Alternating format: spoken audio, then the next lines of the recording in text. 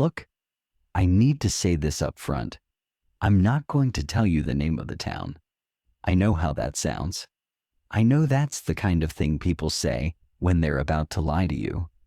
But I have family there. I have a mother there who I love and who I believe loves me. And what I'm about to say is going to make you think otherwise. So, I need the one small protection of not giving you a pin on a map. What I'll tell you is this. It's in the interior of the country. Not coast, not mountains. I had my hand on it. Agricultural county. A town of about 11,000. One high school. A downtown with a courthouse, a diner, a farm supply store, 2 churches, and a bar called Roosters that hasn't changed its sign since 1987. There's a Walmart 20 minutes east. There's a regional hospital 30 minutes north. It is, in every visible respect, the kind of town people drive through and forget. I grew up there, birth through 18. And for 18 years, every single night, the town shut down. I don't mean businesses closed. I don't mean people went to bed early. I mean the town shut down, starting at 9 p.m. from October through March and 9:30 p.m. from April through September. Every business closed. Every porch light went off. Every car was in its driveway or its garage. Every curtain was drawn. The streets were empty. The gas station locked its pumps. The bar closed. And Roosters did good business, so that should tell you something about how serious this was. Even the stoplights on Main switched to blinking yellow at 9, which I always assumed was an automatic timer thing, but I learned later that someone at the municipal building flipped that manually, every night, for decades. And here's the part that matters. As a kid, I never questioned it. Not once. I thought every town did this. I thought 9 o'clock was just when outside ended. The way you think breakfast is morning and lunch is noon. It was structural. It was in my bones before I had language for it. My parents never explained it. My teachers never mentioned it. It was like asking why gravity worked. You just accepted the ground. I left for college at 18. State school, nothing special, about 4 hours south. And the first night in my dorm, I remember this with total clarity. It was a Thursday, maybe 10 p.m., and my roommate said he was going to grab food. And I felt this pulse of wrongness, like watching someone step off a roof. I actually said, "It's after 9. He looked at me like I was insane, and that was the first crack, that tiny moment. Because his confusion was so genuine and so total that I understood in about 2 seconds that whatever I'd grown up inside was not universal. But I want to be honest with you. That crack didn't open into a canyon. It opened into a drawer, and I shut it. I adjusted. I started going out at night. I got used to it fast, embarrassingly fast. And I filed the whole thing under small-town weirdness, and I left it there for 13 years.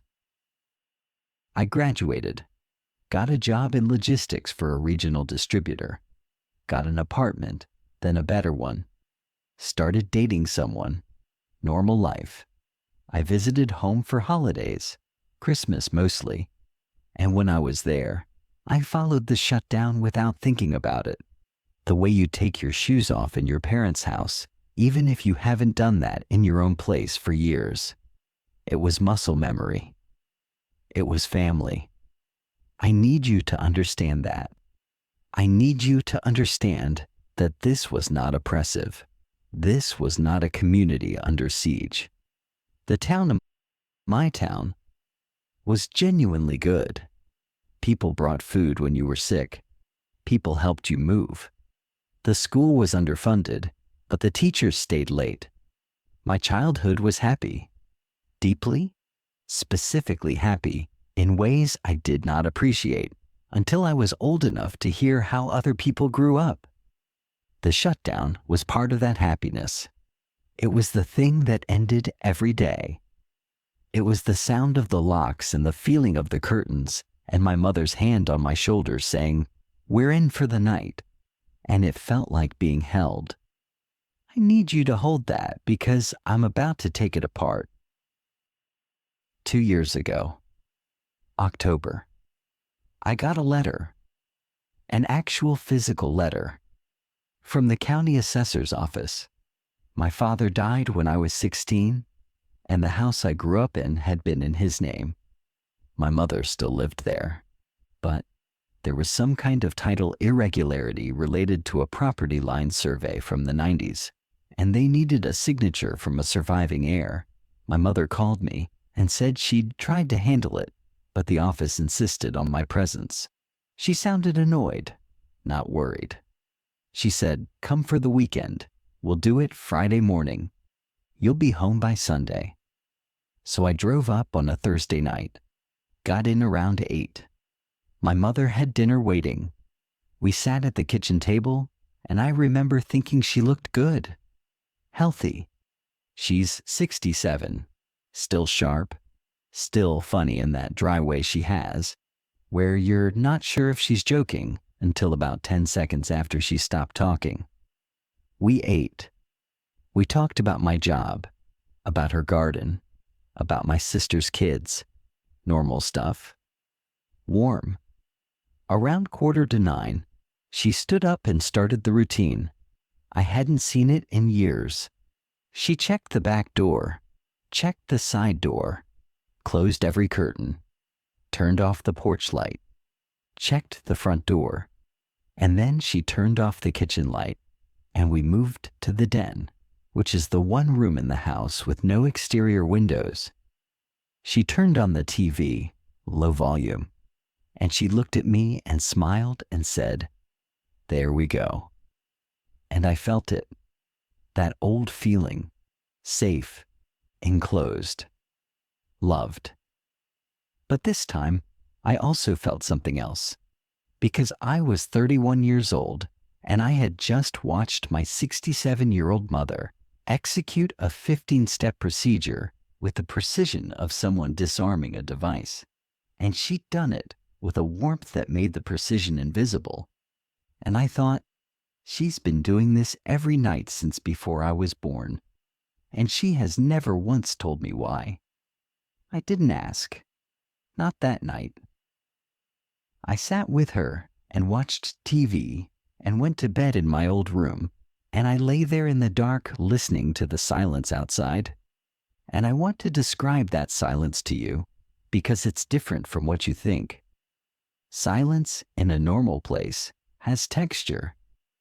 There's a dog somewhere, a car, wind, a refrigerator compressor kicking on 2 houses over. Your brain fills the space with evidence of the world continuing. This silence was administrated. Every sound that should have existed had been individually, deliberately removed. No dogs barking, because every dog was inside. No cars, because every car was parked. No voices, no footsteps, no music bleeding from a window. The town didn't go quiet. It was made quiet. And lying in that bed at 31, I heard it for what it was for the first time. It was the sound of 11,000 people cooperating with something simultaneously, without discussion. That's not culture. That's compliance. Friday morning, assessor's office. The county building is this limestone thing from the 1930s right on the square. I went in at 9. The office was on the 2nd floor. Small. A woman named Denise handled the paperwork. She was maybe 50, efficient, friendly. We went through the documents. Signature here, initial here. The whole thing took about 20 minutes. And then, while she was making copies, I did something I hadn't planned. I asked her a question. I said, "Hey, "Can I ask you something kind of random?" She said, "Sure." I said, "Is there anything in the municipal code about the curfew, the nightly shutdown?" She stopped moving, not dramatically. She didn't freeze or go pale or any of that. She just stopped, the way you stop when someone mentions something you weren't expecting to deal with today. And then she said, "What do you mean?" I said, "The 9 o'clock thing. Businesses close, lights off, everyone inside. Is that an actual ordinance, or is it just tradition?" She looked at me for a long time, and then she said, "You're Nate and Carol's boy, right?" I said yes. She said, "You grew up here." I said yes. She said, "Then you know how it works?" I said, "I know what happens. I don't know why." She turned back to the copier, fed the pages through, handed me my copies, and as I was leaving, she said, and this was strange, she said, "You might check the library. They've got council minutes going back to the 60s. If it's in writing anywhere, it'd be there." She said it casually, the way you'd recommend a restaurant. But she also said it without looking at me, and I noticed that. I should have gone home. My mother was expecting me back. The paperwork was done. I could have driven home Sunday and never thought about this again. But I had that crack from college. 13 years old and still open. Just a little. Just enough. The library is 2 blocks from the courthouse. Small brick building, built in the 70s, smells like carpet glue and old paper. There's one librarian, an older man named Gerald, who I vaguely remembered from childhood. He recognized me. We did the small talk. "How's your mother? How's the city? You look like your father." I asked about council minutes. He pointed me to a back room, filing cabinets, folders organized by year, then by month. Not digitized, handwritten for the older ones, typed for the 80s forward, printed from a word processor after about 98. I started with the most recent year available and worked backward. I wasn't even sure what I was looking for. An ordinance, a resolution, some formal document that said, "At 9 p.m., the following shall occur." I didn't find one. What I found was stranger. The minutes from every regular council meeting, first and third Tuesdays, included a standing agenda item. It was listed the same way every time, in every set of minutes I checked. Going back as far as the records went, it was the last item, always. After roads, after budget, after permits. It read, "Nightly coordination. No discussion. Continued. Every meeting, for decades. No discussion. Continued." I pulled the oldest folder I could find, 1963. The agenda item was there, same language. Nightly coordination. No discussion. Continued. And then I checked something. I went month by month through the 1963 minutes, and in March of that year, I found something different. Not the standing item, a separate entry. Handwritten, in a hand I didn't recognize. It was recorded under new business, and it said, "Motion to formalize current voluntary practice regarding nightly coordination. Moved by Alderman Pickett. Seconded by Alderman Voss. Discussion. None. Vote unanimous. Practice to continue as established. No further notation required." Current voluntary practice, which means it predated 1963. Which means by the time someone bothered to write it down, it had already been happening long enough that the motion was a formality. Nobody needed to explain what it was. Nobody objected. Nobody even discussed it. But here's the part that made me sit back in that metal folding chair. The motion said, current voluntary practice. Voluntary. That word did a lot of work, because what I grew up inside did not feel voluntary. It felt absolute. It felt like weather. And the distance between a practice that is voluntary and a practice that feels like weather is the distance between something people chose and something people are inside of. Those are very different things. I spent 3 hours in that room. Gerald brought me coffee at one point, which was kind. He didn't ask what I was reading. I went through years of minutes looking for any reference to the shutdown that included substance, a reason, an origin, an incident that precipitated it. Anything. What I found instead was a pattern of absence. The shutdown was never discussed. It was acknowledged. Nightly coordination continued, but never opened.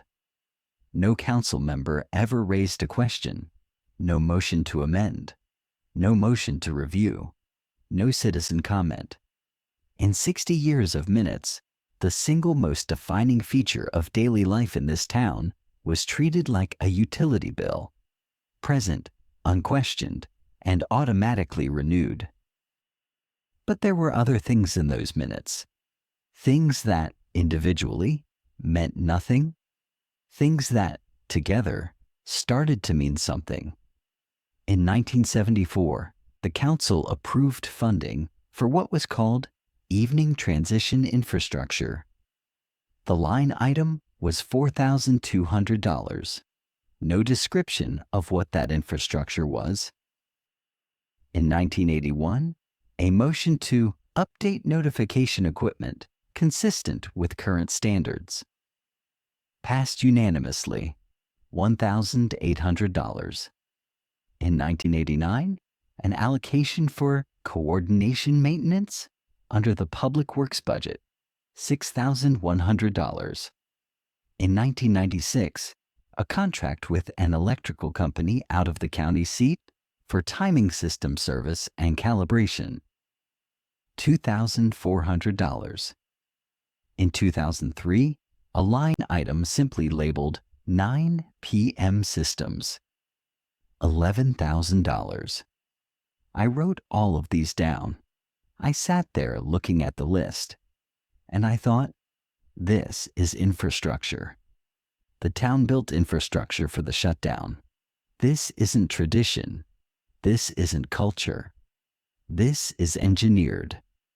Something is coordinated nightly across the entire town, and it requires equipment, maintenance, and a budget. I left the library at noon. I walked to the diner for lunch because I needed to sit somewhere normal and feel like a person and not like someone who was developing a theory about his own childhood. The diner is called Gracie's. Been there since the 50s. Booths with red vinyl, a counter with stools, coffee that tastes like it was brewed during the Eisenhower administration. I ordered a sandwich. The lunch crowd was there. Retirees, a couple of farmers, 2 women from the school district. I knew some of their faces. They knew mine. I sat in a booth near the back, and I ate my sandwich, and I watched the town through the window. Main Street, cars parked at angles, people walking.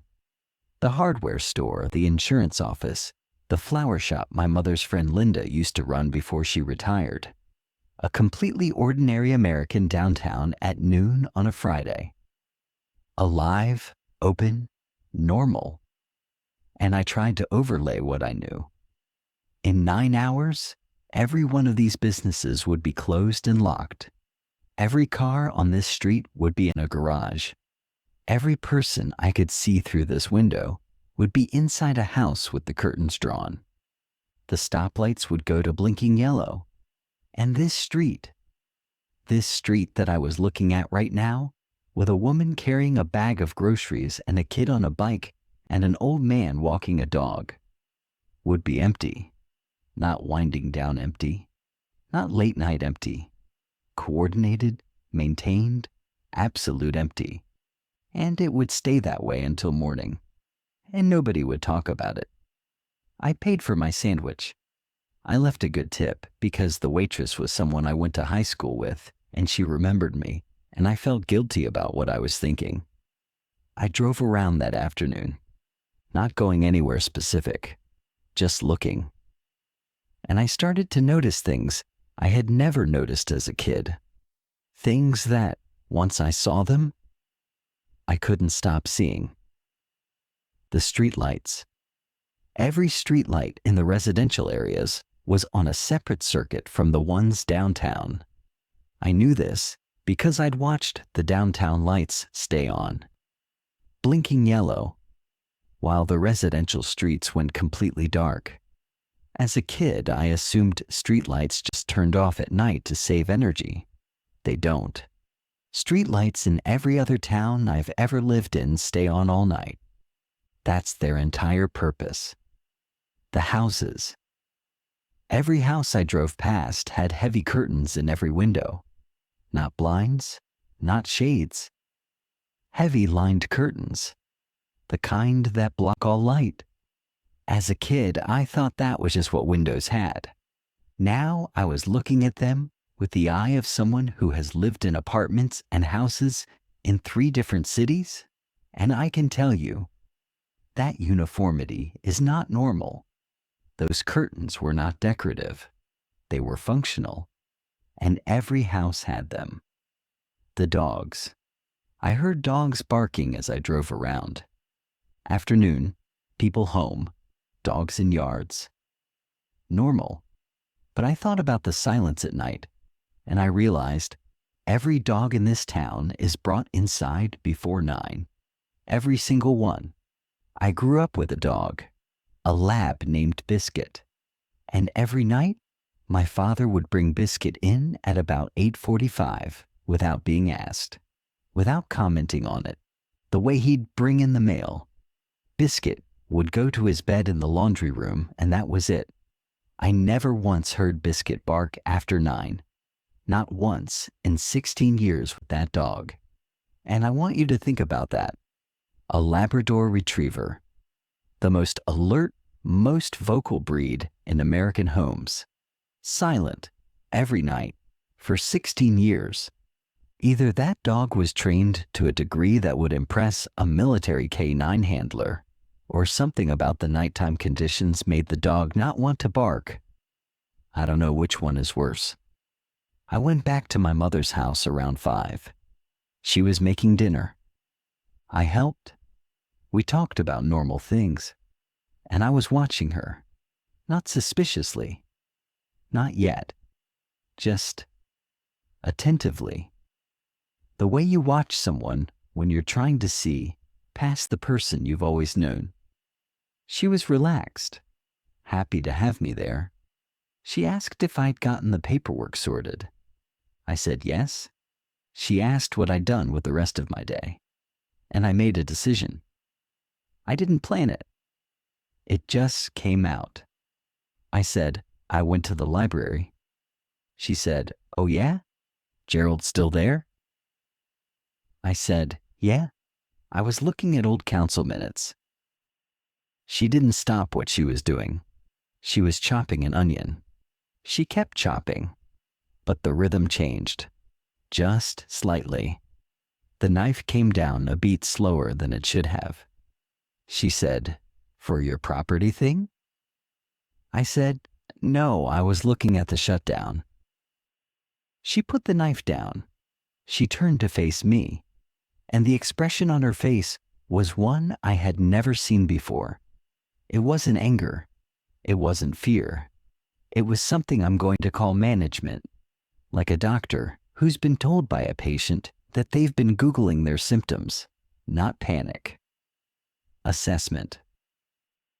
She said, what about it? I said, I wanted to know why we do it, why the whole town goes inside at 9. She picked the knife back up.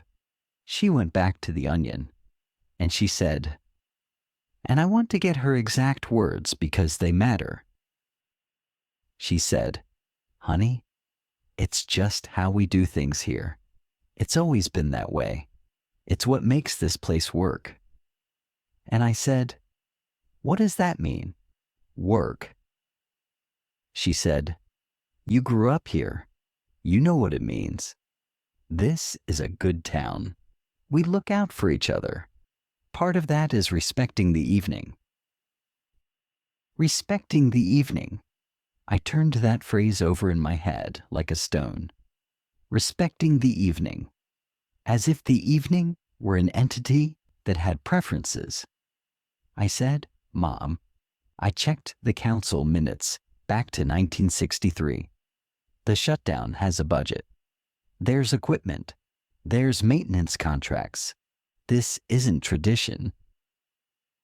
Someone is running this." She stopped chopping. She turned to me again, and this time the expression was different. It was closer to something I'd call grief, like she'd been expecting this conversation for a long time and had hoped it would never come. She said, "Sit down." I sat down. She finished the onion, washed her hands, dried them on the towel that hangs from the oven handle, the same towel that's always hung there, the same gesture I've seen 10,000 times. She sat across from me, and she said, "When your father and I moved here, we were 24. You weren't born yet. We came because his company transferred him to the plant outside of town. First night, we didn't know. Nobody told us. We left for dinner at 8, came back at 10, and every light on the street was off. We thought there'd been a power outage. Next day, the neighbor, you remember Dale Briggs? Dale came over with a plate of cookies and explained the arrangement. Much. I said, "What arrangement?" She said, "He said the town has an understanding. After 9, everyone's inside. Lights off. Quiet. He said it's been that way since before he was born. He said some people have theories about why, but nobody talks about that. You just do it." I said, "And you just did it?" She said, "Your father asked why. Dale said he'd asked the same thing when he moved in. He said the answer he got was, 'Look at this town. Look at the schools. Look at the crime rate. Look at how people treat each other. And then ask yourself if the trade-off isn't worth it.'" I said, "Trade-off for what?" My mother looked at the table. She traced a circle on the surface with her finger, and she said, "I have never been outside after 9, not in 33 years, and I have never wanted to be. This town gave me the best life I could have asked for. It gave me you. It gave me your sister. It gave me neighbors who shoveled my driveway every winter after your father died without me asking once. Whatever happens after 9 is not my business. It was never my business, and I have been fine with that." And that was when I felt the ground shift. Not because of what she said, because of what she didn't say. She didn't say, "Nothing happens after 9. She said, "Whatever happens after 9 is not my business."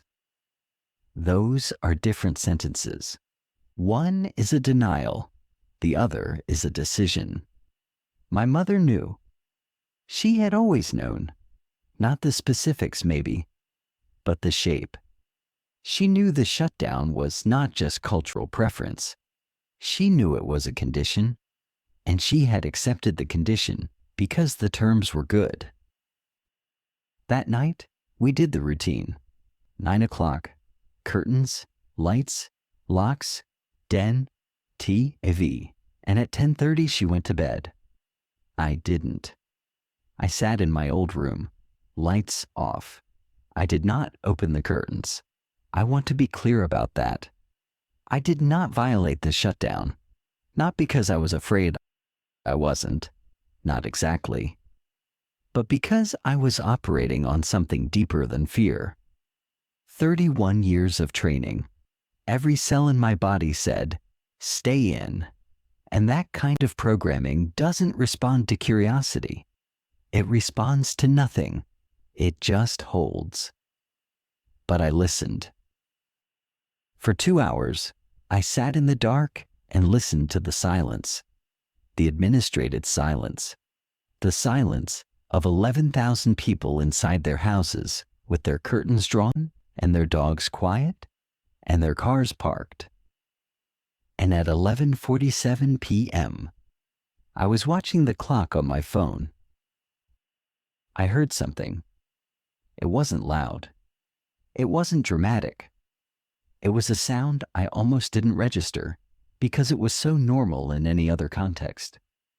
It was a vehicle moving slowly down the street. Not a car. Something heavier. A truck maybe. Diesel. Low gear. Moving at what I'd estimate was 5 miles an hour. It passed my mother's house and continued down the block. And then, about a minute later, I heard another one. Same sound. Same speed. Different direction. This one was on the cross street. I listened for another hour. In that hour, I counted 7 separate vehicles moving through the residential grid around my mother's house. Always slow, always diesel, always at intervals that suggested a route, a pattern, a grid being covered. And then at 1:15 a.m., I heard something else, a sound I cannot explain without sounding like I'm making this up. So I'm going to describe it as precisely as I can, and you can do with it what you want. It was a tone. A low, sustained tone, just at the edge of hearing. Not mechanical, or at least not like any machine I'd ever heard. It was more like a resonance, like the air itself was vibrating at a frequency that was almost too low for the human ear to catch. It lasted about 30 seconds. It came from no identifiable direction. It was simply present, the way temperature is present. And when it stopped, the vehicle stopped too. I didn't hear another one for the rest of the night. I did not sleep. Saturday morning, 7 a.m., I heard my mother in the kitchen, coffee maker, the click of the front door lock opening, and then something I want you to hear because it matters. I heard her open the curtains, not one set. All of them.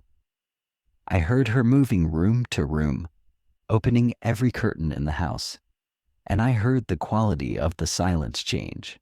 The nighttime silence, the administrated silence, was gone, replaced by the ordinary, textured silence of a town waking up. A dog barked, a car started, someone called to someone else across a yard. The town was back. I came downstairs. My mother was at the table with coffee. She looked at me and said, "You look tired." I said I hadn't slept well. She nodded. She did not ask why. I sat down. I drank coffee and I said, "Mom, what are the trucks?" She looked at me over the rim of her cup and she said, "I don't know what you're talking about." She was lying. I knew she was lying, not because of any tell, not because her voice changed or her eyes shifted. I knew she was lying because she had lived in this house for 33 years, and she had spent every one of those years executing a nightly routine that included closing every curtain so completely that not a sliver of light escaped. And she had done this in a house with a bedroom that faced the street, and she expected me to believe she had never heard the trucks.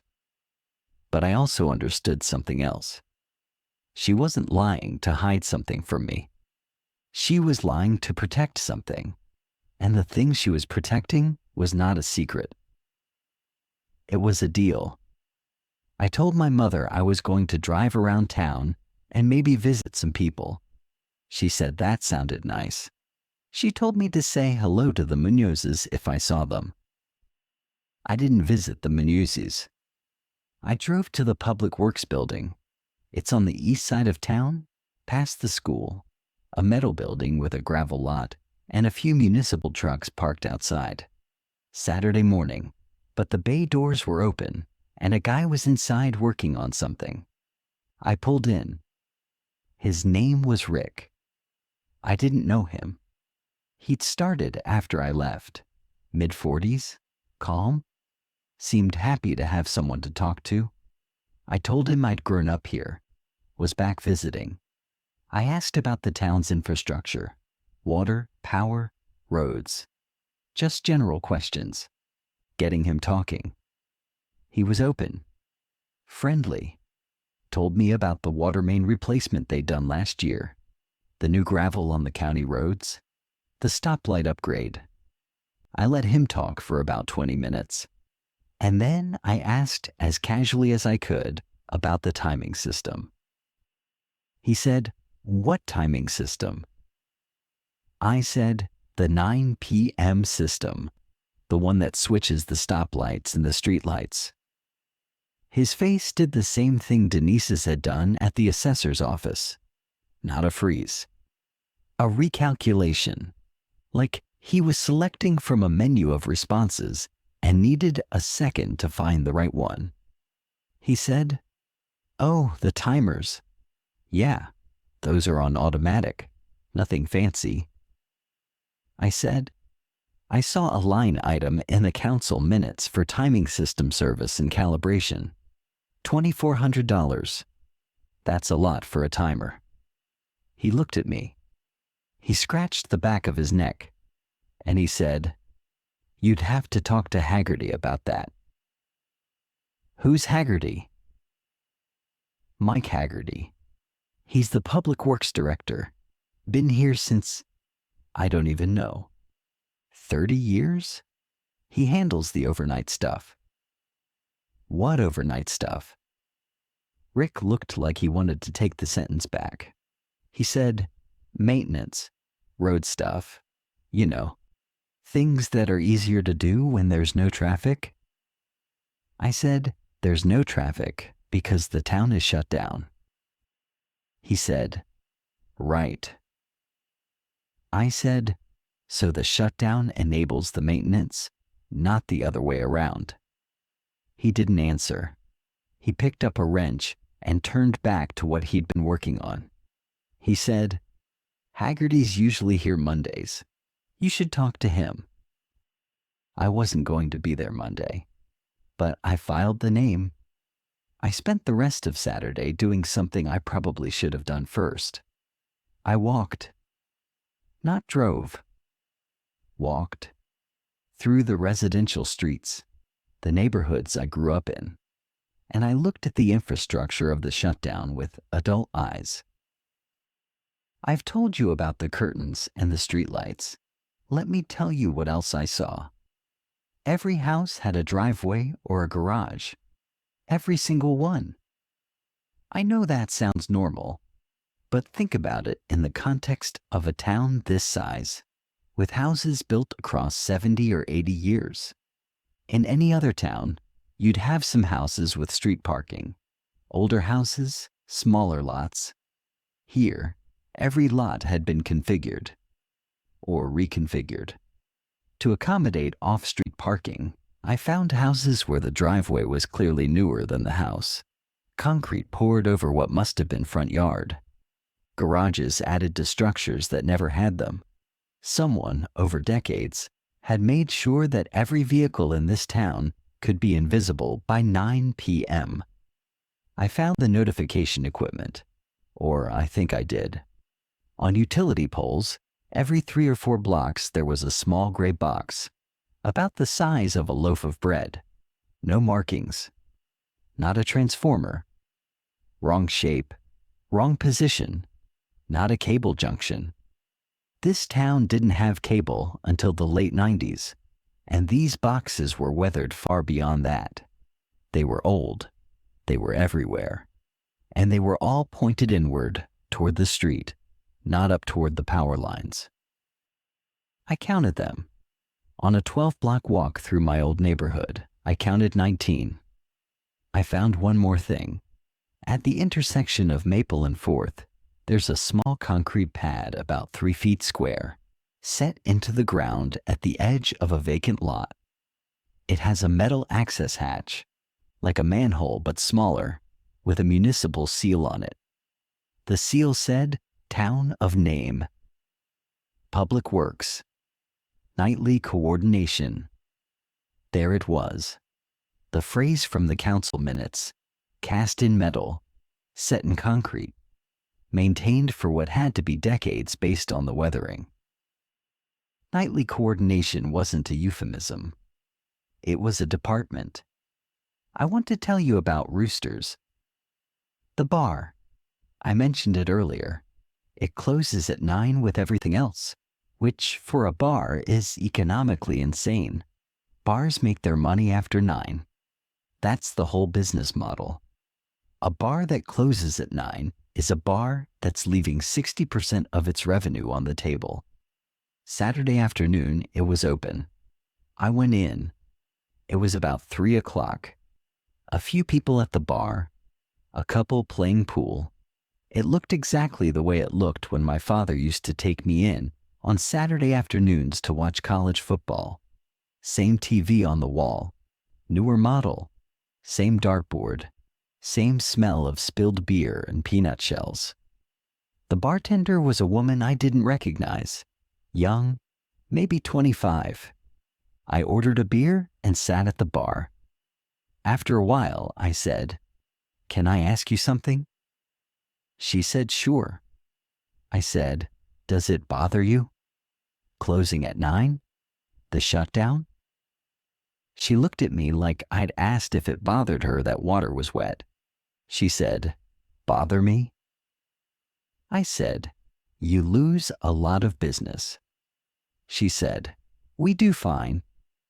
I said, "You'd do better if you were open until midnight, like every other bar." She leaned on the bar. She said, "Where are you from?" I said, "Here. I grew up here. I've been gone a while." She studied me.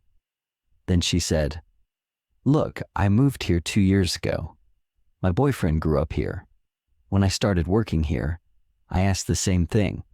You know what he told me?" I said, "No." She said, "He told me that the last bar that tried to stay open past 9 was in 1994.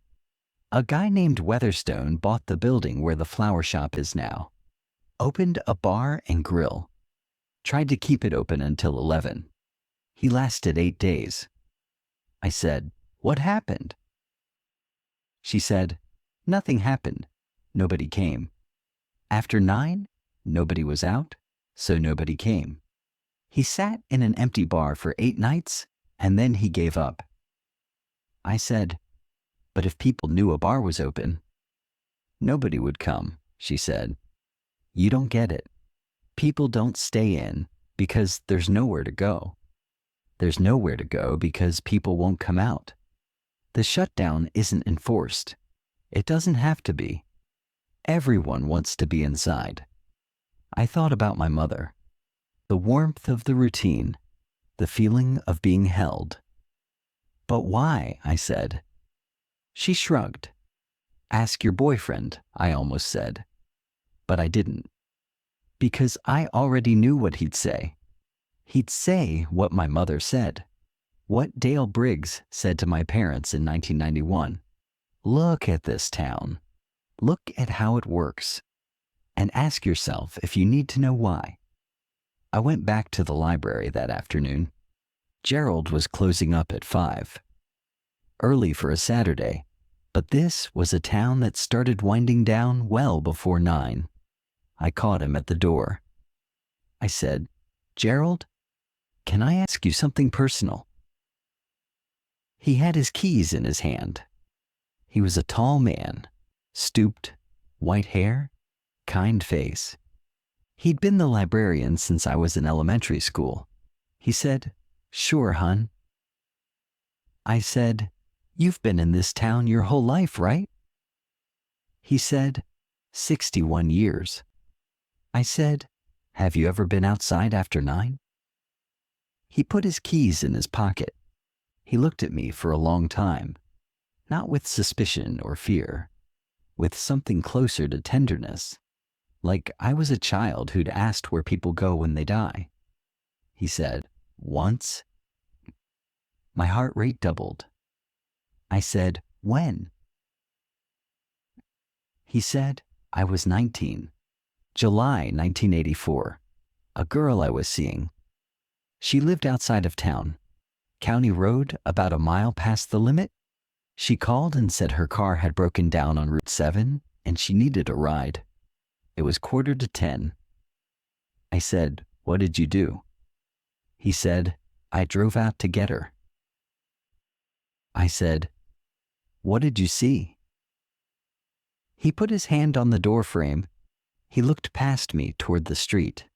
And he said, "The town was dark. That's not unusual. You know that, but it was." He paused. "There's a difference between dark and empty. I drove down Main Street, and it felt like the buildings weren't there. Not that they were gone, like they'd been excused. Like the town had made itself very small and very flat, and was trying not to be noticed." I didn't say anything. I waited. He said, "I got to the edge of town, Route 7, and the road was lit. Not streetlights, there aren't any out there lit from the ground. A low light, orange, coming from the drainage ditches on either side of the road, both sides, continuous, like a runway." I said, "Lit how? What was the source?" He said, "I don't know. I've thought about it for 40 years, and I don't know. It was below the surface, in the drainage channels, a steady orange glow, not bright. You couldn't read by it, but enough to define the road, and it went in both directions as far as I could see." I said, "What did you do?" He said, "I got my girlfriend. She was sitting on the hood of her car. She hadn't noticed the light. I asked her about it later, and she said she didn't know what I was talking about. It was a mile outside of town, but she wasn't from here. She couldn't see it." I said, "What do you mean she couldn't see it?" He said, "I mean, I pointed at it, and she looked where I was pointing, and she said, 'What?' She wasn't lying. She genuinely didn't see it. And I thought about that for a long time. And the only explanation I ever came up with is that you have to be from here. You have to have done the shutdowns. You have to have participated. And then you can see what the participation is for." He zipped his jacket. He pulled his keys back out. He said, "I drove back into town. The light stopped at the town limit sign. I never drove at night again. I married a different girl, one from here." He looked at me and said, "Your father saw it too. He told me once at Roosters. He said it looked like the town was breathing." I'm going to tell you what I did next, and I need you to not judge me for it. Or judge me. I don't care. But understand that I did it. Saturday night, 9 o'clock. My mother did the routine. Curtains, lights, locks. We sat in the den. She went to bed at 10. I went to my room. At 11 p.m., I put on dark clothes, dark shoes, no phone, the screen light, and I opened my bedroom window. It took me 4 minutes to open it, not because it was stuck, because my hands were shaking so badly I couldn't grip the latch. Every nerve in my body was firing a signal that I can only describe as identity level resistance. Not fear of what was outside, fear of being outside. Like the shutdown wasn't a rule I followed, but a part of who I was. And breaking it meant becoming someone I didn't recognize. I opened the window. I did not go through it. Not yet. I just looked. The street was dark, completely dark. No street lights, no porch lights, no light from any window. The curtains did their job. The sky was overcast, so no moon, no stars. The darkness was so total that I couldn't see the house across the street, which was 40 feet away. I waited for my eyes to adjust. They didn't, not fully. After 10 minutes, I could make out the shapes of houses, the line of the street, the mass of the trees, but the resolution never improved beyond that. It was like looking at a photograph that had been underexposed by 3 stops. Everything was there. Nothing was clear. I listened. The silence was the same as the night before. Total, administrated. But I was closer to it now, at the open window, and I noticed something I hadn't noticed from inside. The silence had a pressure to it, a physical weight, like the air was denser than it should have been. I've worked in warehouses with positive pressure air systems, where the air pressure inside is kept higher than outside to keep dust out. The atmosphere outside that window felt like the inverse, negative pressure, like something was pulling the air down, toward the ground, compressing the space between the houses into something tight and resistant. I did not go through the window. I want to be clear about that. I am not brave. I am not reckless. What I am is someone who grew up in a system and wants to understand it, and the distance between wanting to understand and being willing to risk yourself for that understanding is a distance I was not able to cross that night. But I stayed at the window, and at 12:07 a.m., I saw the trucks. Not heard. Saw. They were running without headlights, without any lights at all. I could barely make them out. Just the shape, the mass, the slow movement. They were dark, large, and moving at that same 5-mile-an-hour crawl I'd heard the night before. I watched one pass my mother's house from left to right. It was about the size of a municipal utility truck, the kind public works departments use. Box body. No markings visible in the dark, but I couldn't have read markings if there were any. It moved down the street and turned left at the intersection. 30 seconds later, another one came from the opposite direction. Same speed, same silence. Not the silence of an electric vehicle, but the muffled, deliberate quiet of a diesel engine running at the lowest possible RPM, like it was trying not to wake someone, or trying not to be noticed by something other than someone. I watched for 45 minutes. I counted 9 trucks. They moved through the residential grid in a pattern that, over time, I recognized as systematic. They were covering every street, every block, in a sequence that repeated approximately every 20 minutes, a grid pattern, a sweep. And then, at 12:52 a.m., I saw something on the back of one of the trucks that I need to describe carefully. The truck was passing directly in front of the house, close enough that, despite the darkness, I could make out the shape of the rear panel, and mounted on the back of the truck, at about chest height, was a device. I'm going to describe it as best I can. It was a panel, maybe 4 feet wide, 3 feet tall, flat, faced outward, toward the houses, and it was. This is where I lose confident language. It was emitting, not light, not sound. Something. I could feel it as the truck passed. A pressure change. A sensation on my face and hands that was like standing in front of a speaker playing a frequency below the threshold of hearing. My teeth ached, My sinuses shifted. My eyes watered. And it lasted about 4 seconds as the truck moved past. And then it was gone. I closed the window. I sat on my bed. My hands were shaking again, but differently. The first time it was resistance. This time it was adrenaline. I had seen something. I didn't know what it was, but I had seen the apparatus. The thing the budget paid for. The thing the maintenance contract serviced. The thing that moved through the streets every night, while 11,000 people lay behind their curtains with their lights off and their dogs silent. I did not sleep. Again. Sunday morning.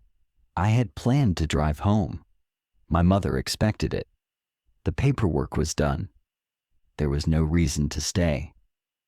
Over coffee, I told her I was going to stay one more day. She looked at me, and I saw her read the decision for what it was. She didn't argue. She didn't ask why. She just said, "I'll make up the bed fresh." I spent Sunday doing research, not at the library. It was closed. I used my phone, sitting in my car in the Walmart parking lot 20 minutes east, because I didn't want to use my mother's Wi-Fi for this, and I didn't fully understand why. I searched for the town's name in combination with every term I could think of. Curfew, shutdown, night closure, noise ordinance. I searched county records, state databases, news archives. I found nothing. Not a single external reference to the nightly shutdown. No news story. No Reddit post. No travel blog. No complaint on a municipal review site. Nothing. 11,000 people. 33 years of documented practice, probably much longer, and zero external footprint. I searched for the budget line items. Evening transition infrastructure. Nightly coordination. 9 p.m. systems. Nothing. None of these phrases appeared anywhere outside the council minutes I'd already seen. I searched for Mike Haggerty, the public works director Rick had mentioned. I found a LinkedIn profile, sparse, that listed his position and nothing else. No photo, no connections, no activity. I found his name on a county employee salary database. He was the highest paid public works employee in the county, by a significant margin. His salary was $114,000. For a public works director in a town of 11,000 in rural middle America, that number was about $40,000 higher than it should have been. I searched for Alderman Pickett and Alderman Voss, the names from the 1963 council motion. Pickett I found in census records and an obituary. He'd died in 1988. Voss I couldn't find at all. Not in the town, not in the county, not in the state. He appeared in the 1963 minutes and then ceased to exist in any record I could access. I sat in my car in the Walmart lot, and I felt something I want to name precisely. It wasn't fear. It wasn't excitement. It was the feeling of being on one side of a locked door and knowing that the key is in your pocket and that using it will change the shape of your life in a way you cannot predict or reverse. I drove back to town. Sunday afternoon, I did something I'd been avoiding. I went to see Dale Briggs. Dale was the neighbor who'd welcomed my parents in 1991. He was in his mid-70s now, still in the same house, 2 doors down from my mother. I knocked. He answered. He looked older than I expected. Slower, thinner, but his eyes were the same, sharp and watchful. He invited me in. We sat in his living room. He offered me water. We talked about my mother, about the neighborhood, about how the elm trees on the street had all come down to disease. He was warm, genuine. I liked Dale. I'd always liked Dale. I said, Dale, I want to ask you about the shutdown. He didn't react the way Denise had, or Rick, or even my mother. He just nodded, like he'd been waiting for this visit for a long time, maybe since I left for college. He said, "What do you want to know?" I said, "Everything." He leaned back in his chair. He folded his hands. He said, "I can't tell you everything because I don't know everything. Nobody does. That's part of how it works.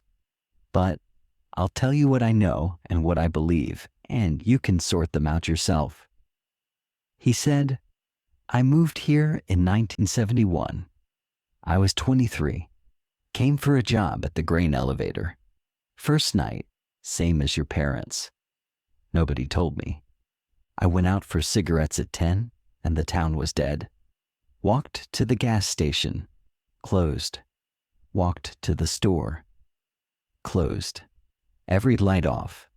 I stood on Main Street, and I couldn't see a single sign of life. And I felt..." He stopped. He chose his words. "I felt observed, not watched. Observed. Like the difference between someone looking at you and someone counting you." I said, "Who was observing you?" He said, "Nobody." Nothing? There was nobody out there. I walked 3 blocks, got scared, went home. Next day, my boss at the elevator explained it. He said the town has an agreement. He said the agreement has been in place since before anyone alive can remember. He said the terms are simple. We give the night to the town, and the town gives the day to us, see? I said, "Give the night to the town. What does that mean?" He said, "It means we go inside. We close our eyes. We close our curtains. We stop participating in the external environment. We make ourselves absent. And in exchange," he gestured around him, at his house, his street, his life. "This, everything you see, the town works because we hold up our end." I said, "But what is the town doing at night? What are the trucks?" He raised his eyebrows. "You've heard the trucks?" I said, "I've seen them." He was quiet for a moment. Then he said, "Most people who grow up here never see the trucks. They follow the routine. They don't look. It's not that they're prevented from looking. It's that they don't want to. The shutdown isn't enforced by penalty. It's enforced by satisfaction. People are happy here. Why would they look?" I said, "Dale, the trucks." He sighed. He said, "Okay. What I believe, and this is belief, not knowledge, is that the town has a maintenance cycle that operates at night. The trucks are part of it. The equipment on the trucks is part of it. There is something about this place, about the ground it's built on, or the way it was built, or the people who built it. Something that requires nightly attention. And the condition for that attention is the absence of human observation, not human presence. Human observation. We can be here. We just can't be looking." I said, "Why? What happens if someone looks?" He said, "I don't know. I don't think anyone alive knows. But I know this. In 1987, a family on Cedar Street, the Langfords, they were new, moved from out of state. The husband decided the shutdown was nonsense. He set up a camera in his front window, one of those early home video cameras, left it running overnight." I said, "What did he get?" Dale said, "Nothing.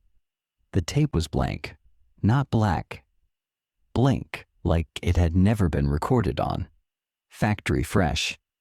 But the camera was dead. Not out of battery. Dead. It never worked again. And the Langford's dog, a German Shepherd, was found in the morning sitting in the middle of Cedar Street, 4 blocks from their house, facing their front door. It wouldn't come inside. They had to carry it. And it never barked again. Not once. Lived another 6 years. Never made a sound. I sat with that. He said, the Langfords moved away in '89. The house sold in a week. The new buyers were from here. I said, Dale, what do you think is happening? He looked at me, and he said something that I have thought about every single day since. He said, I think the town is alive. Not metaphorically. I think the physical structure, the streets, the buildings, the ground, the infrastructure, I think it is, in some way that I don't have the vocabulary for, alive. And at night, it does what living things do. It maintains itself. It circulates. It repairs. And it needs us to not be in the way while it does it. The deal is that we pretend it isn't alive, and it pretends we aren't parasites. And both sides have kept that deal for longer than anyone can remember. And the result is this. He gestured again. At everything. The best small town in America. Safest, kindest, most functional. Because the host is healthy. And the host is healthy because we let it work. I said, and the trucks. He said, I think the trucks are how it circulates, like blood cells. I think the equipment on the trucks is how it perceives itself. I think the sound you heard. I hadn't told him about the sound. He saw it in my face. He said, you heard the tone. I said yes. He said, everyone hears it eventually. That's the heartbeat. Once a night, that's how you know it's still going. I left Dale's house at 5. I had 3.5 hours before shutdown. I drove around the town one more time. And this time, I didn't look at the infrastructure. I looked at the people. Saturday evening in a small town. Kids on bikes. A couple walking a dog. A man washing his car in his driveway. 3 teenagers sitting on a low wall outside the gas station, doing nothing the way teenagers do. A woman carrying groceries from her car to her house, her daughter holding the screen door open. And I saw what Dale was talking about. The town worked, not in an abstract sociological sense, in a visible, immediate, tangible sense. People were relaxed. People were kind. The teenagers said hey to me as I drove past. The woman with the groceries waved. The man washing his car nodded. These were not performances. These were people living in a place that functioned deeply and genuinely as a community. I thought about the crime statistics I'd looked up in the Walmart parking lot. Violent crime, 0. For the past 10 years, not low. 0. Property crime? Negligible. A few thefts, all resolved. Drug arrests? Almost none. Domestic violence calls? Statistically non-existent. School performance? Top 5% in the state. Property values? Stable, healthy. Never a crash, not even in 2008. Median household income?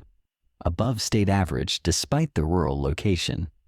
Life expectancy, 7 years above the national average. This town was, by every measurable metric, one of the healthiest communities in the United States. And the cost was curtains and silence between 9 p.m. and sunrise. I understood my mother's deal. I understood Dale's deal. I understood the deal every person in this town had made explicitly or implicitly. Consciously or not. The math worked. The math had always worked. You give up your nights. You get a life that most Americans would kill for. You don't ask questions. You don't have to hear answers that would make the deal feel like something other than a choice. I understood it. And I hated that I understood it. Because understanding it meant I was being offered the same deal. And the worst part was that I wanted to take it. Sunday night. Last night in town. My mother did the routine. I watched her and I thought, this is love. Not the shutdown, the routine, the care with which she closed each curtain, the satisfaction in her face when the last lock clicked. She wasn't afraid. She was tending, like watering a garden, like feeding an animal that has always been good to you. She went to bed. I went to my room. And this time I decided. I put on dark clothes. I put on shoes. I turned off my phone completely. Not for the screen, but because I didn't want to be a device with a signal in a town that might be able to count signals. I don't know where that thought came from, but it felt right. I went to the window. I opened it. The same darkness, the same pressure, the same silence. I climbed out. The drop from the window to the ground was about 4 feet. I landed on the grass beside the house, and the moment my feet touched the ground outside, I felt something change. Not in the environment, in me. The resistance I'd felt the night before, the identity level refusal was gone, replaced by something I can only describe as awareness from outside. Like I had been inside a sound my entire life, and now I was hearing it from the other side of the wall. I stood still. I let my eyes adjust. The darkness was the same impenetrable murk I'd seen from the window, but at ground level there was a faint differentiation. The street surface was slightly lighter than the grass. The houses were slightly darker than the sky. I could navigate. Barely. I walked to the sidewalk. My shoes on the concrete sounded enormous. Every step was an announcement. I stopped and took my shoes off. I walked in socks. The street was empty. The houses were dark. The air was heavy with that negative pressure density. And I noticed something I hadn't been able to detect from the window. A smell. Not unpleasant. Mineral. Like wet limestone. Like a cave. Like the ground itself was exhaling. I walked 1 block, 2 blocks. I was heading toward Main Street because I wanted to see the downtown in the shutdown. I moved slowly, staying close to the houses, stopping every few steps to listen. At the end of the 2nd block, I heard a truck. It was coming from my left, maybe 2 blocks away. That slow diesel idle, that 5-mile-an-hour crawl. I pressed myself against the side of a house. The Hendersons, I realized. I'd gone to school with their son. And I waited. The truck turned onto my street. It was moving toward me. I could not see it yet, but I could hear it, and I could feel it. That pressure from the panel, growing, like a wave building. My teeth began to ache. My sinuses shifted. My eyes watered. And something else. A sensation I hadn't felt from inside the house. A pull, gentle but definite. Not physical, directional. Like a compass needle trying to swing. Like something in my chest was being invited to face a particular direction. The truck came into view. A dark shape, large, moving with mechanical patience. No lights, no sound except the engine. And on the back, the panel. I couldn't see it clearly, but I could feel it clearly. The emission was stronger from outside, much stronger. It wasn't just a pressure. It was a reading.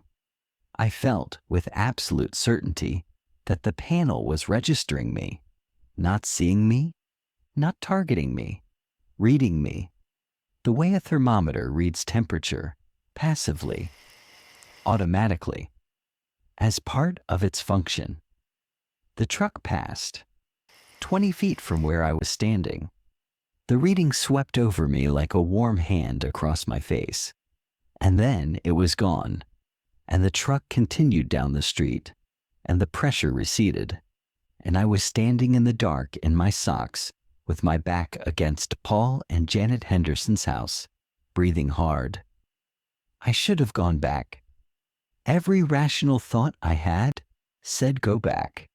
Get in the window, close it, leave in the morning. Forget this. I kept walking. Main Street was different. The residential areas were dark and quiet and felt like held breath.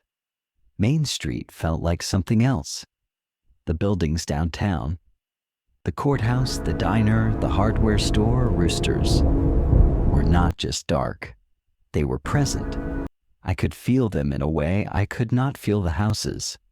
The houses felt like sleeping creatures. The commercial buildings felt awake, attentive, oriented toward the street, the way faces orient toward a sound. And Main Street itself, the street surface was warm.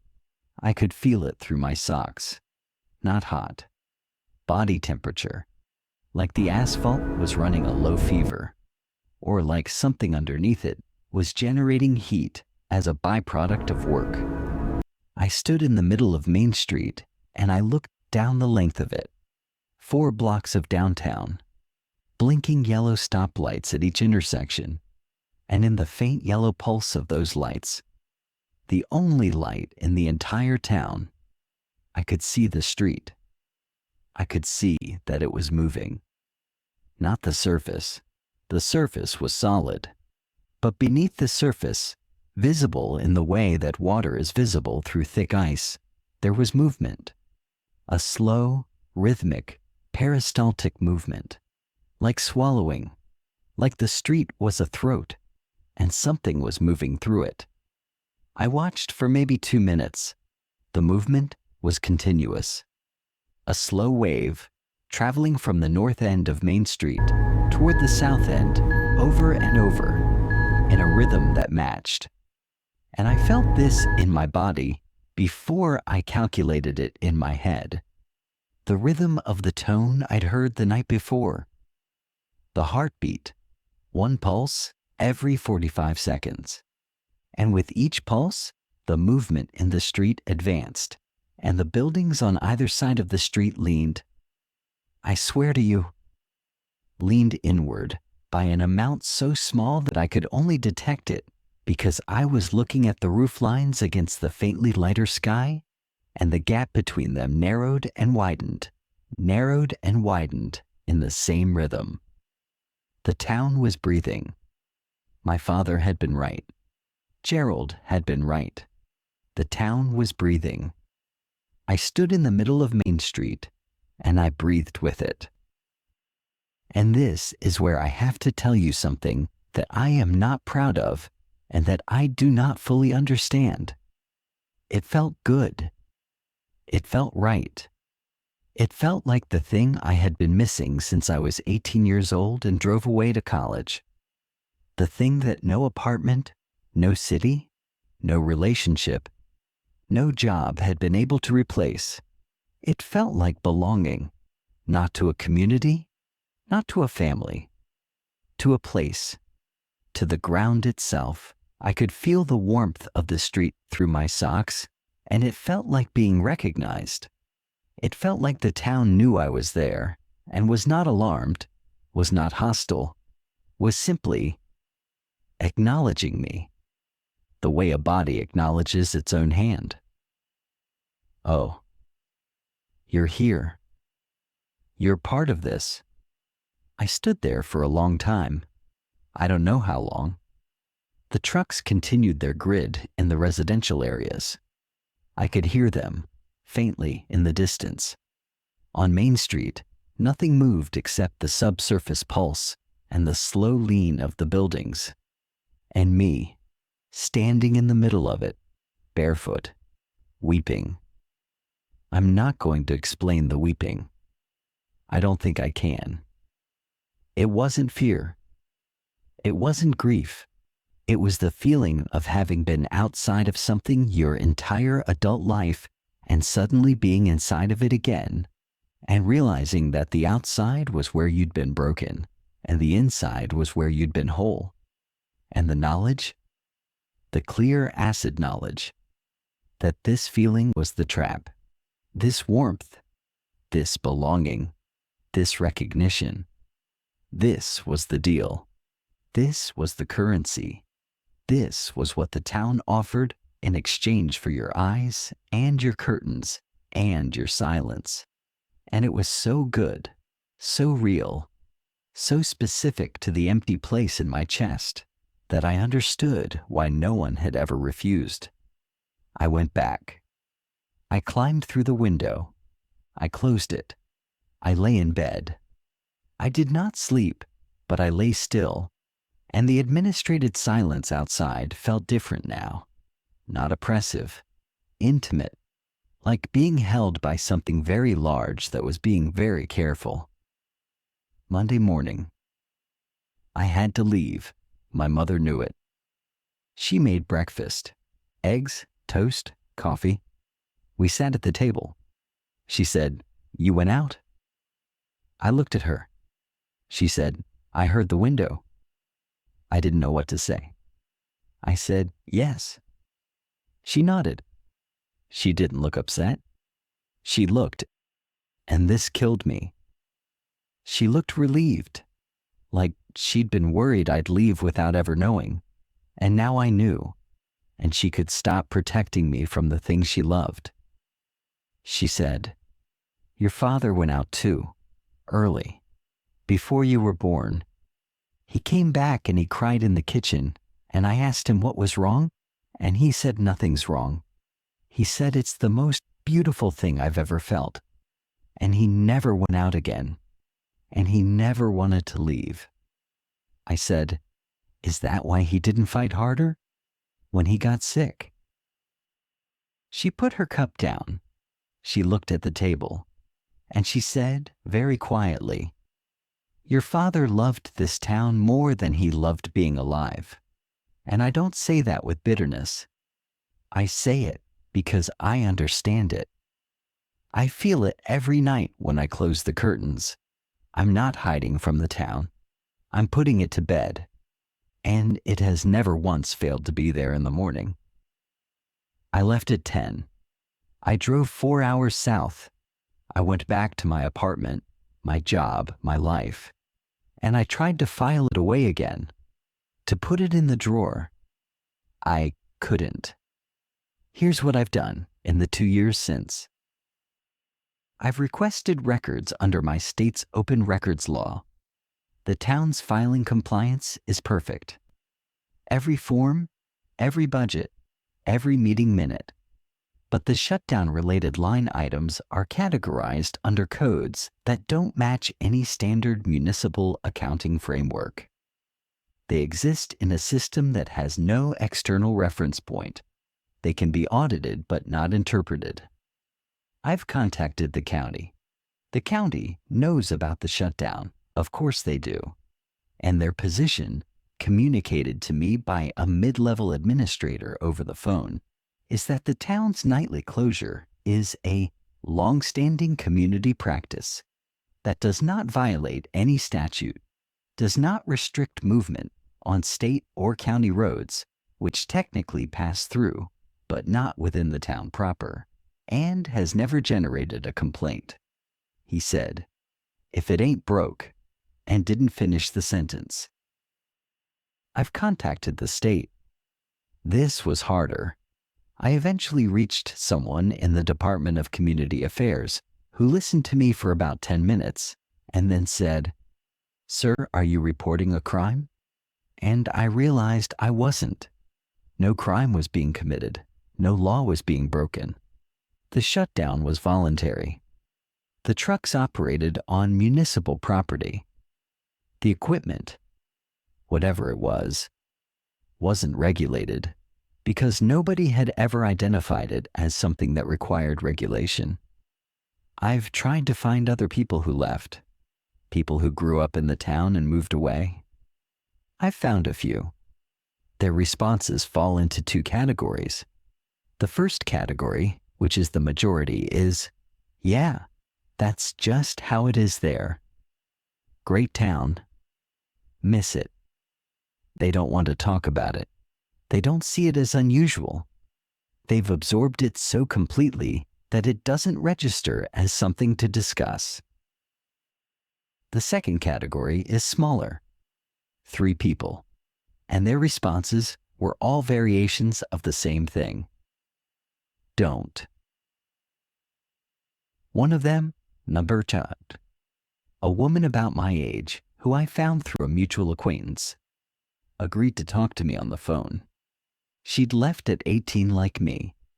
She said she'd gone through the same process. The crack, the question, the research. She'd gotten further than I had. She'd actually talked to Haggerty, the public works director. She said he'd been pleasant, professional, and completely forthcoming. He'd told her that the trucks were part of a municipal maintenance program. He'd told her the equipment was proprietary.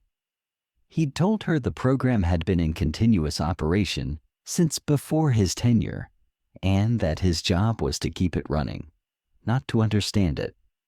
He'd told her that the last person to ask for a full technical briefing had been a council member in 1978, and that the council member had received the briefing, attended one more meeting, and then resigned from the council, and never sought public office again. I asked her what she thought was happening. She said, "I think the town is a terrarium." I said, "What do you mean?" She said, I think someone or something built a container, put people in it, and is maintaining the environment. And the people inside are healthy and happy and loved because the environment is maintained. And the maintenance happens at night. And the condition of the maintenance is that we don't watch." I said, "Who built it, Numbi?" She said, "I don't know. But I'll tell you this. I went back last year, visited my parents, and I walked to the edge of town, and I looked at the fields beyond it, the farmland, the county road, and I noticed something I'd never noticed. The crops in the fields closest to the town were different from the crops further out. Same planting, same farmer, same seed, but the ones near the town were taller, greener, more uniform, like the maintenance doesn't stop at the town limit, like it bleeds." She said, "And I noticed one more thing, the town limit sign. You know the one on Route 7? Naban." I said yes. She said, "Look at the ground under it next time you visit. There's a seam in the road surface, a line that goes straight across the road from shoulder to shoulder. On one side of the line, the road surface is normal. On the other side, the town side, the road surface is perfect. No cracks, no patches, no weathering. And I've looked at satellite images, and that line follows the entire town boundary. A complete perimeter, whatever the maintenance is, it operates within a defined boundary, and the boundary is exact." I went back. 3 weeks ago. I told my mother I was visiting for the weekend. She was happy. She made dinner. I drove in on Friday and I looked for the seam. It was there. Route 7, right under the town limit sign. A line across the road, so subtle you'd never see it if you weren't looking. On the county side, normal road, cracked, patched, weather-worn. On the town side, flawless, like it had been poured that morning. I drove into town, and I looked at everything with what I can only call compound vision. I saw the town I grew up in, the good town, the safe town, the kind town, and I saw the terrarium, the maintained environment, the container. I saw my mother's curtains, and I saw the deal. I saw roosters, and I saw the compliance. I saw the kids on bikes, and I saw the product. Friday night. Shutdown. Routine. My mother went to bed. I went to the window. This time I didn't just look. I went out. I walked to Main Street. The same warmth, the same pulse, the same breathing, the same feeling of recognition, of belonging, of being known by the ground beneath me. And then I did something new. I walked south, toward the edge of town, toward the seam. It took about 20 minutes. I walked through the residential grid, past houses I knew, houses where people I loved were sleeping behind their curtains. The trucks passed me twice. The readings swept over me. I felt counted each time, not targeted. Counted. Like a census taker making sure everyone's home. I reached the south end of town, the last house, then a stretch of grass, then the road leading out to the county. And I stopped, because I could see the seam. Not in the road. It was too dark for that. But in the air. There was a boundary, visible as a difference in darkness. On the town side, the air had that dense, pressured, mineral-scented quality. On the county side, I could see it. Maybe 15 feet in front of me, the air was normal, lighter, thinner. The darkness was the ordinary darkness of a rural night. I could see stars on the county side. I looked up, and I could not see stars on the town side. The difference was as clear as a wall. I walked to the seam. I stood on it, 1 foot on each side. And I felt the difference in my body. My right foot, town side, was warm. My left foot, county side, was cold. October cold, normal cold. My right side felt that hum, that belonging, that recognition. My left side felt nothing, just air, just night. I stood there on the border of the terrarium, and I understood finally what the deal actually was. The town was not alive in the way Dale meant it. The town was built, constructed, engineered. By whom or what, I don't know. For what purpose, I don't know. But the mechanism was clear.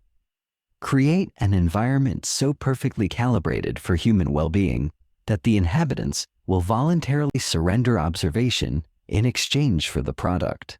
Don't enforce compliance. Don't threaten. Don't coerce. Just make the inside so good that no one wants to look at the wiring. And the wiring runs at night. And the trucks are the circulatory system, and the panels are the sensory organs. And the tone is the heartbeat. And the subsurface pulse on Main Street is the digestion, or the respiration, or the reproduction. Some process that the system requires and that the system has determined is incompatible with human observation, not because human observation is dangerous to the system, because human observation would make the deal conscious, and a conscious deal can be refused. And the system cannot tolerate refusal, not because refusal destroys the system, but because refusal destroys the product. The product is a town where no one wants to leave. And the moment people understand the mechanism, they might want to leave. And the system's purpose, its only purpose, is that they stay. I stepped back onto the town side, both feet. The warmth came up through the ground, and I felt it in my chest. And I wanted to cry again. Here's where I am now. I am in my apartment, 4 hours south. I've been here for 3 weeks. I go to work. I come home. I eat dinner. I watch TV. I go to bed. Normal life. Free life. Uncontained life. And every night at 9 o'clock, I close my curtains. I don't have to. There is no shutdown here. There are no trucks. There is no pulse, no tone, no breathing street, no warm ground. There is nothing here that requires my curtains to be closed. But I close them. Every night, 9 o'clock. And I feel the ghost of the routine. And I feel the ghost of the warmth. And I feel the absence of the thing I walked away from. My mother calls me once a week. She sounds happy. She always sounds happy. She asks when I'm coming back to visit. She says the town misses me. And I know with the certainty of someone who has stood on the seam, that she's not speaking metaphorically. Here's what I haven't told you yet. When I stood on the boundary that night, 1 foot in, 1 foot out, I looked back at the town, and I could see from that angle, from that border, something I could not see from inside. The houses, the dark houses with the closed curtains and the sleeping people. From the boundary, looking inward, I could see that each house had a faint glow, not light from inside. The curtains were too good for that. A glow from the structure itself, from the walls, from the roof, from the foundation. Each house was luminous, dim, barely perceptible, but luminous. And the glow was not uniform. It pulsed. Each house pulsed at a slightly different rate. And the rates, I realized with a nausea that I can still feel, corresponded to heartbeats. Human heartbeats. Each house was glowing in sync with the heartbeat of the person sleeping inside it.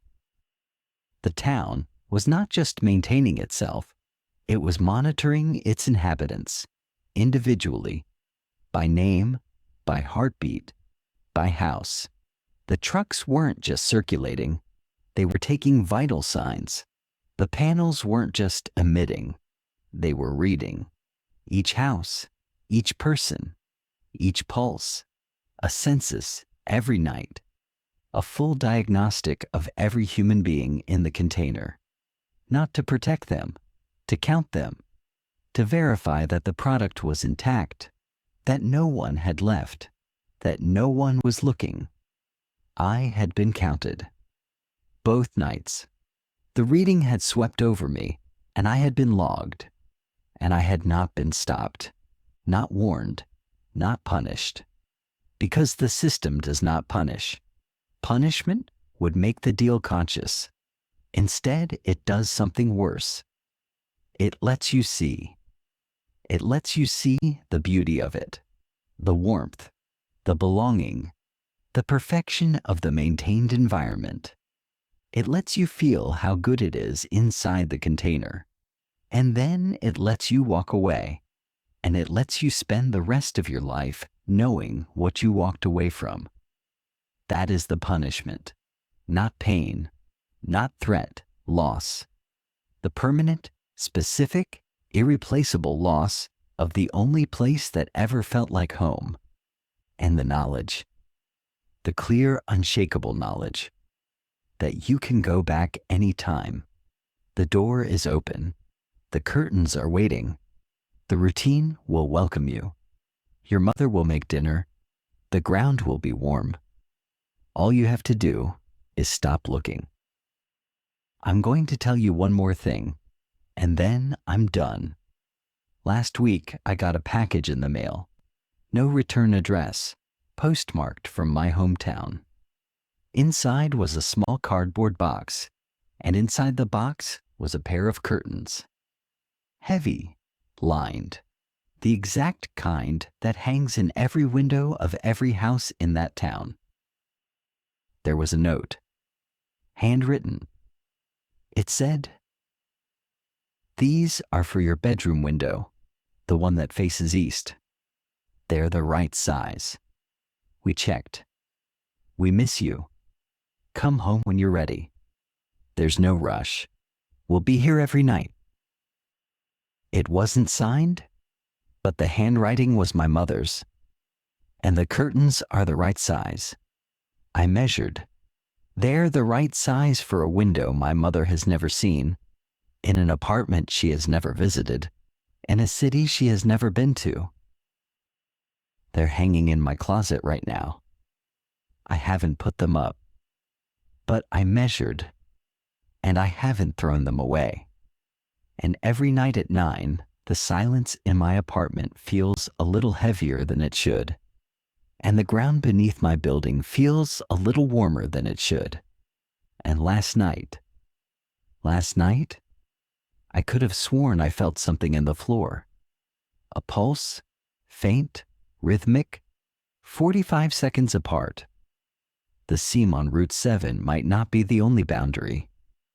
The town might be checking whether it needs to be.